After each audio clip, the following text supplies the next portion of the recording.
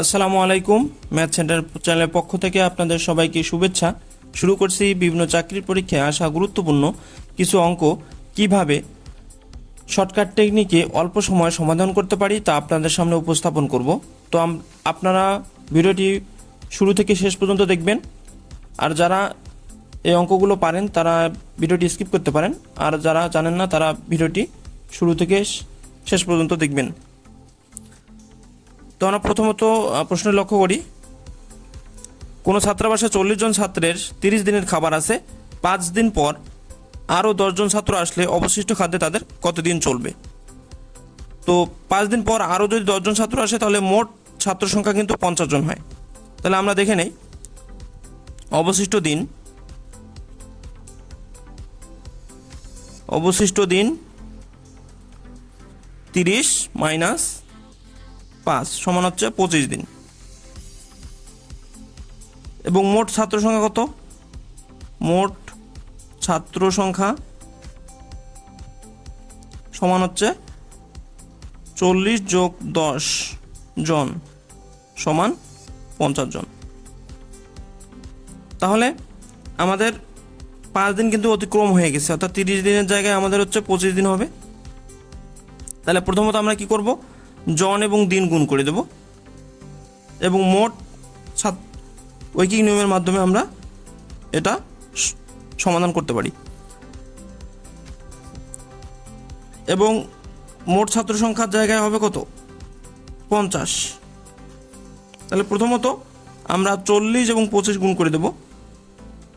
40 গুণ 25 ভাগ হবে মোট ছাত্র সংখ্যা কতজন হয়ে গেছে? 50 জন। তাহলে 50 দিয়ে ভাগ দেব, ভাগ দিলে 2 এবং 40কে 2 দিয়ে ভাগ দিলে 20, অর্থাৎ অ্যান্সার হবে 20 দিন। অর্থাৎ আমাদের অ্যান্সার হবে খ। তো এটা কিন্তু যদি লিখিত পরীক্ষার জন্য আসে তখন আমরা এভাবে লিখতে পারি যে 40 জন ছাত্রের খাবার আছে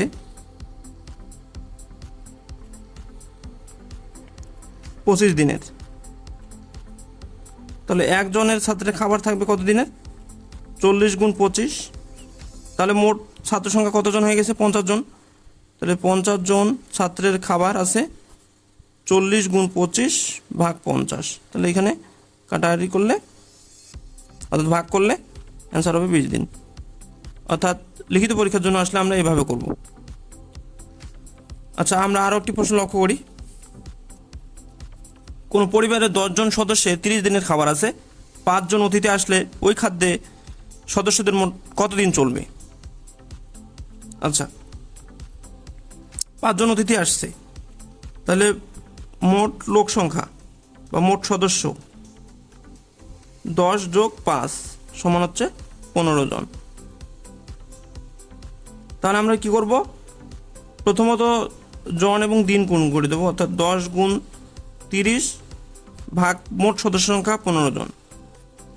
এটাতে যদি ভাগ দেই তাহলে হবে 20 দিন, অর্থাৎ 20 দিন চলবে। এই প্রশ্নটা যদি লিখিত পরীক্ষায় আমরা সমাধান করি তাহলে আমরা এইভাবে লিখব, 10 জনের খাবার আছে 30 দিনের। তাহলে একজনের খাবার থাকবে কত দিনের? একজনের অনেক দিন চলবে, তার মানে গুণ হবে 10 গুণ 30 দিনের। এবং মোট কতজন? আরও 5 জন এসেছে, আগে ছিল 10 জন, তাহলে মোট 15 জনের খাবার কতদিন চলবে? 10 গুণ 30 ভাগ 15 দিনের। তাহলে 15 দিয়ে 30কে ভাগ করলে 2, 2 দিয়ে 10কে গুণ করলে 20, অর্থাৎ 20 দিন। অর্থাৎ ওই খাদ্য ওই সদস্যদের 20 দিন চলবে। তাহলে আমাদের অ্যান্সার হবে গ। আচ্ছা, আমরা আরেকটি প্রশ্ন লক্ষ্য করি, একটি ক্যাম্পে 72 জন স্কাউটের 6 দিনের খাদ্য মজুদ আছে, 18 জন স্কাউট চলে গেল, ওই খাদ্যে বাকি স্কাউটদের অতিরিক্ত কতদিন চলবে। তাহলে স্কাউট ছিল কতজন? 72 জন, পরে চলে গেছে 18 জন, তাহলে অবশিষ্ট স্কাউট কত? অবশিষ্ট স্কাউট 72 মাইনাস 18 সমান হচ্ছে 54 জন। তাহলে আমাদের শর্টকাট সূত্রটা কী ছিল? প্রথমত যে সংখ্যাটা থাকবে ওটার সাথে দিন গুণ করে দেবো, অর্থাৎ জনের সাথে দিন গুণ করে দেবো, অর্থাৎ গুণ 6 এবং চলে যাওয়ার পরে কতজন স্কোয়ার থাকলো? 54 জন। তাহলে আমরা 54 দ্বারা ভাগ দেব। তাহলে 6 দিয়ে ভাগ করলে 9, 9 দিয়ে ভাগ করলে 8। যেহেতু তাদের 6 দিনের খাদ্য মজুদ আছে, 18 জন চলে গেলে অর্থাৎ 54 জন থাকলে সেই খাদ্য 8 দিন চলে। তাহলে অতিরিক্ত কত দিন চলতেছে? তাহলে অতিরিক্ত চলে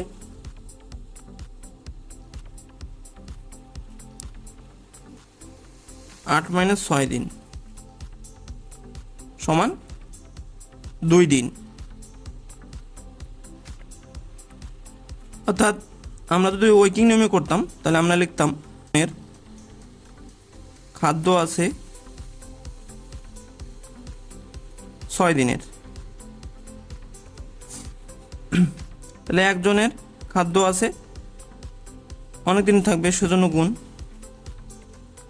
এবং 18 জন চলে যাওয়ার পরে স্কাউট সংখ্যা থাকে 54 জন, তাহলে 54 জনের খাদ্য কতদিন থাকবে? এটা ভাগ হয়ে যাবে, কম দিন থাকবে মানে ভাগ হয়ে যাবে। তাহলে 6 দিয়ে 54কে ভাগ 9, 9 দিয়ে 72কে ভাগ দিলে 8, অর্থাৎ হবে 8 দিন। তাহলে অতিরিক্ত কতদিন চলবে? তাহলে অতিরিক্ত একইভাবে আমরা 8 - 6 দিন অর্থাৎ 2 দিন চলবে। তাহলে আমাদের অ্যান্সার হবে ক। আমরা আরও একটি প্রশ্ন লক্ষ্য করি। একটি ক্লাসে 30 জন ছাত্র আছে, তাদের মধ্যে 18 জন ফুটবল খেলে, 14 জন ক্রিকেট খেলে এবং 5 জন কিছুই খেলে না। কতজন উভয়টি খেলে? প্রশ্ন এসেছে 21তম বিসিএস প্রিলিমিনারি টেস্ট 1999। অর্থাৎ এই ধরনের প্রশ্নগুলো কিন্তু বারবার পরীক্ষায় এসে থাকে। তাহলে আমরা এটার জন্য একটা শর্টকাট সূত্র অ্যাপ্লাই করব, সেটা হচ্ছে টোটাল সমান অল সিঙ্গেল, অর্থাৎ প্রত্যেকটার আলাদা আলাদা অংশগুলো যোগ করব, মাইনাস বোথ, অর্থাৎ উভয়টি খেলে এমন এবং কোনো কিছুই খেলে না, সেটা হচ্ছে নান। তাহলে টোটাল ছাত্র সংখ্যা কতজন? 30 জন। প্রত্যেকে আলাদা আলাদা করে ফুটবল খেলে 18 জন, ক্রিকেট খেলে অর্থাৎ আলাদা আলাদা খেলে এমন সংখ্যা, তাহলে হচ্ছে 14 জন যোগফল। তাহলে বোথ 5 জন কিছুই খেলে না, অর্থাৎ উভয়টি খেলে এমন সংখ্যা আমাদের বের করতে হবে। তাহলে এখানে আমরা 5। তাহলে আমরা যদি এটাকে এদিকে নিয়ে আসি তাহলে পজিটিভ বোথ সমান হবে, আমরা 5, 14 এবং 18 যোগ করব, যোগ করলে যোগফল হবে 37, আর 30 দিকে বাম দিক থেকে ডান দিকে নিয়ে আসলে -30 হয়ে যাবে। তাহলে উভয়ে খেলে এমন সংখ্যা হচ্ছে 7 জন। তাহলে আমাদের অ্যান্সার হবে গ। তাহলে আমরা এভাবেই প্রশ্নগুলো খুব সহজেই সমাধান করতে পারবো। তো ভিডিওটি ভালো লাগলে অবশ্যই আপনারা ভিডিওটিতে একটি লাইক করবেন, কমেন্ট করবেন, ভিডিওটি শেয়ার করবেন এবং আমাদের চ্যানেলের সাথে থাকবেন। ধন্যবাদ সবাইকে।